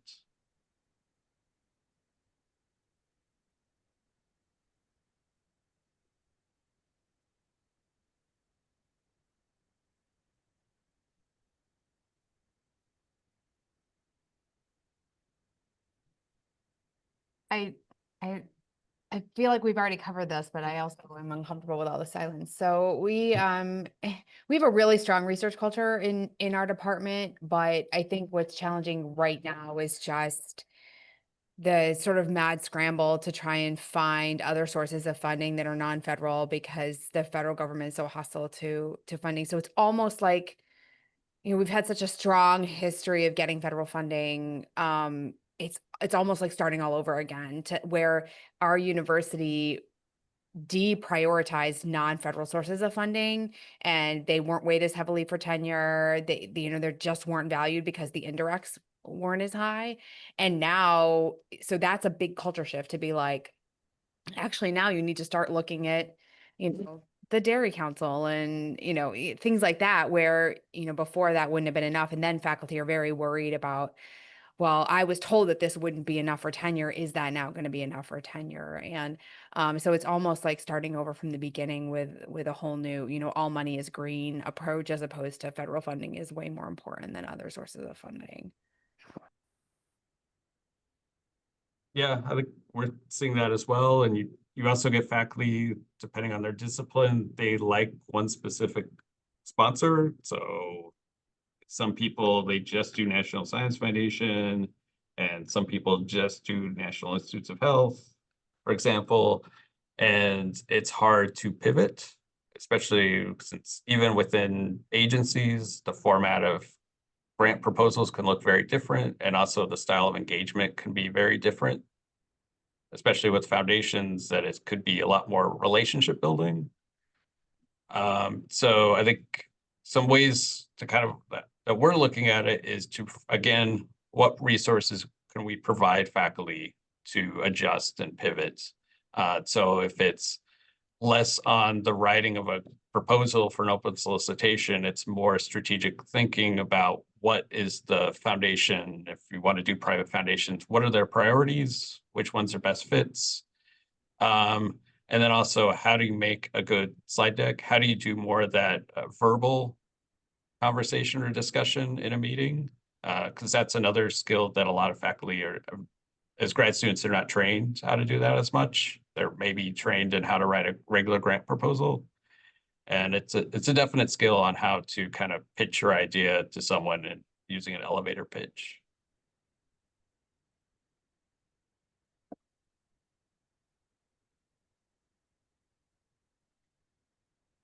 I guess on the flip side of challenges, does anybody have any good programs or assets that they've been using to support faculty growth and research?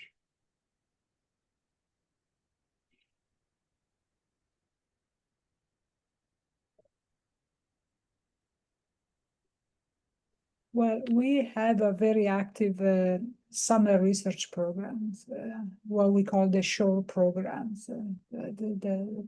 And I worked with some students. My colleagues have worked with the students, oftentimes ending in publications in good reputable journals. So this has been good. Going back to the challenges, some of these were already reviewed. I'm a SUNY Pulse 4 years, comprehensive institutions. So we have a research culture, but getting grants has been very difficult, not only because it's been very difficult up to this point, but also because we are overwhelmed with teaching, for example, and service. And so if you're writing a grant activity that is not supported, you cannot write up the papers that you need to write to get tenure, for example, right? So the time is limited, so you have to choose what to focus on. And writing on a grant for months means that you are not putting out publications. So we have a pretty good culture of internal funds, but oftentimes those internal funds cannot be used. For example, I'm in psychology, and the pandemic has prompted the use of data collection online, not only for surveys, but also for real experiments, right? So I've used that. Now you have to pay for these softwares. You have to pay for paying the participants online through like Prolific and other softwares like Mechanical Turks on Amazon. Now, some of the state funds don't allow you to pay participants. And so you don't know where to go for money because you need that money. So it has been very difficult to create a large and expensive research programs because of all of these reasons.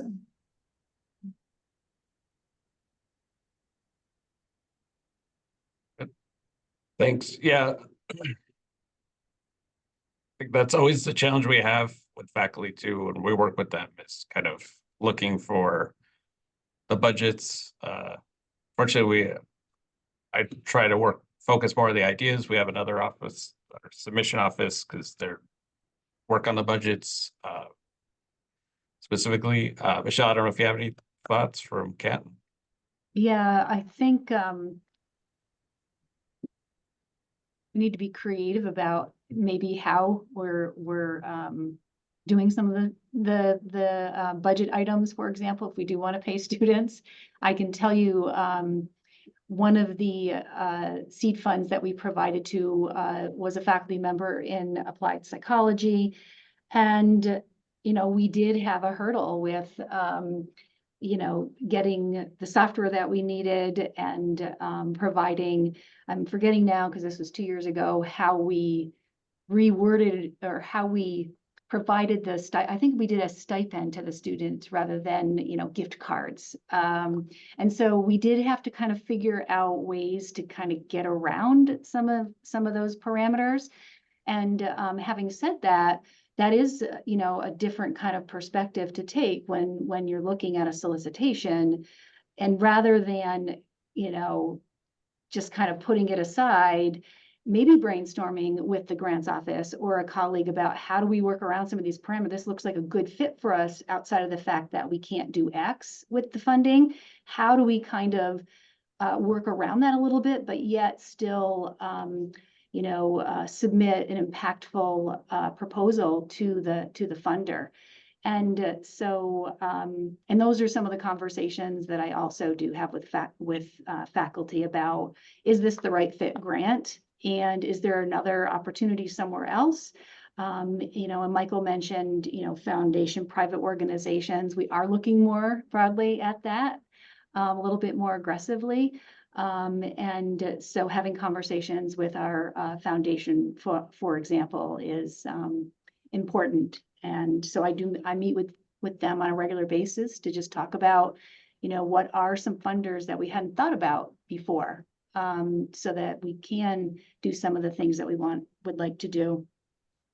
So yeah, there are some challenges, but I think this is an opportunity for faculty, administrators, deans, to be creative about the types of funding that they are going to pursue. And I don't know who said it, but I liked that idea of, you know, really follow the money as opposed to who the funder is.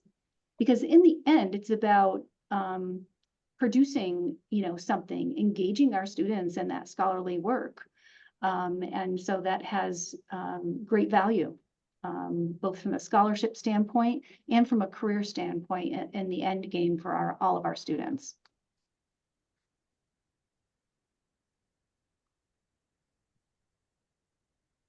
Yeah, I guess related to that too is once you get out of some of the federal funding opportunities, whether it's state funding or some foundations, they want to see more cost sharing. And that's, I guess, another place where the chair has a big role, is when faculty do want to apply for an opportunity that requires cost share, what resources can the chair provide to help kind of meet that cost share, whether that's kind of in-kind services or resources, or hopefully not outright cash, because I don't know, nobody has the outright cash anymore. So. So whatever, again, going back to that assets approach, being able to kind of map that out ahead of time of what can the department or the institution provide as an asset or resource to kind of cover those requirements as well.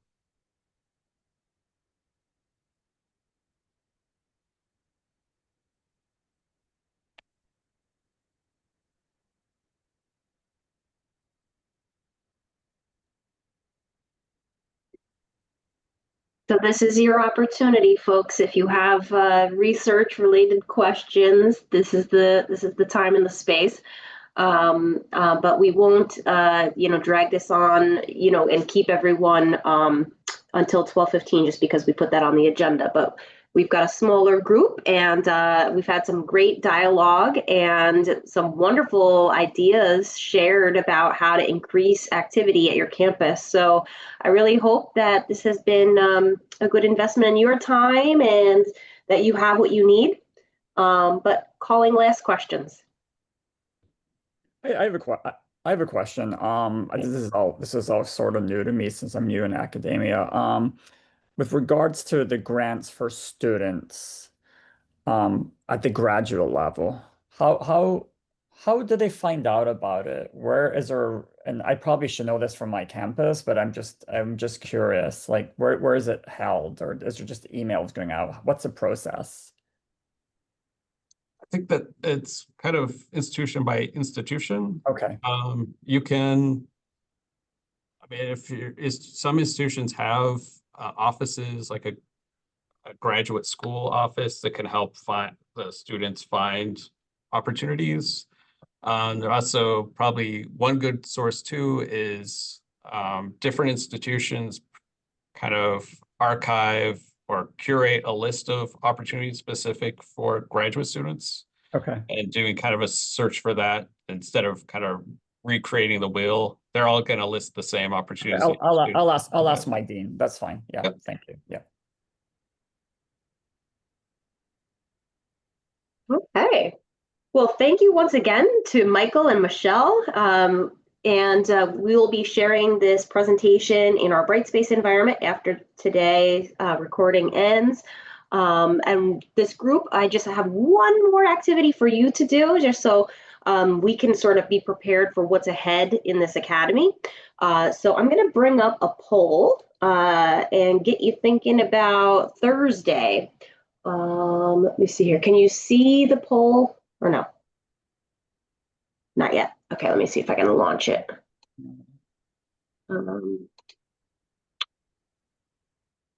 Created it. Now we need to launch.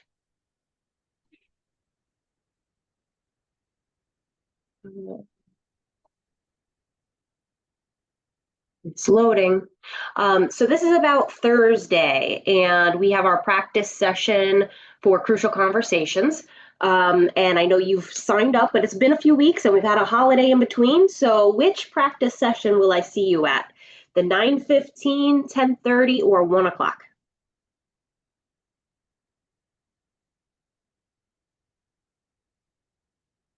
And I'm happy to see even distribution so far in our data. And we have almost everyone who's participated. All right. I'm going to end the poll. Oh, 92%. Good. Okay. All right. So that was like, I'm not submitting this anywhere other than getting you thinking about Thursday. And hopefully things have been going well in Crucial Conversations. If you can complete at least through the end of chapter 5, that will prepare you. And we will use our hour together in our small groups to apply the skills you've learned in the course to some situations that you might encounter here in your work as a chair at a college campus. And I see we have a hand up. Hello. Yes, quick question. Do we have any online portion to complete by this Thursday as our homework?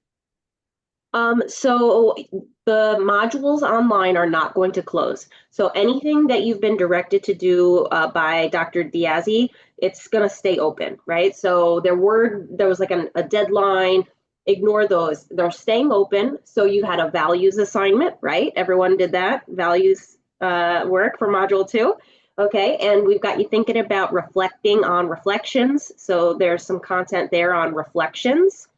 And if you have any questions in particular about what she's looking at use that Brightspace environment to ask her those questions. But she's going to leave them all open. So she's been sending announcements very regularly too. Anything there, it's really to just help you in your work. So, I know the Crucial Conversations piece is very important for the work of a chair. We want you to be able to have those skills to navigate these difficult conversations, either things that the old chair didn't address and now you have to go in and try to fix, And so I want to really get you ready for that on Thursday. So hopefully you've been able to carve out some time to work on Crucial Conversations. When is module 3 opening? It should be open now. I don't see it. It's not open? I don't know. Did anybody else see it? No. Let me open the course. I don't know if there's going to be a date that it opens, but I know she's keeping module 2 open because there was a concern about the time. So if there's no deadline, and you can go back to anything old, it's not going to expire. Okay. I don't see it either. No. All right, let me log on here.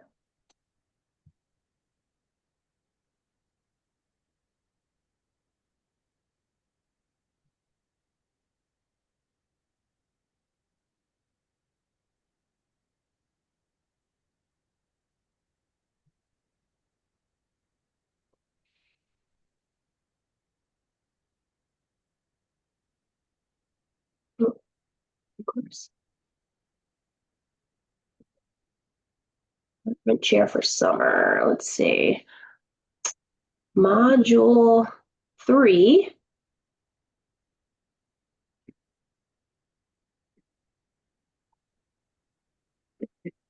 See, I have access to all of them, so Can you make it go live?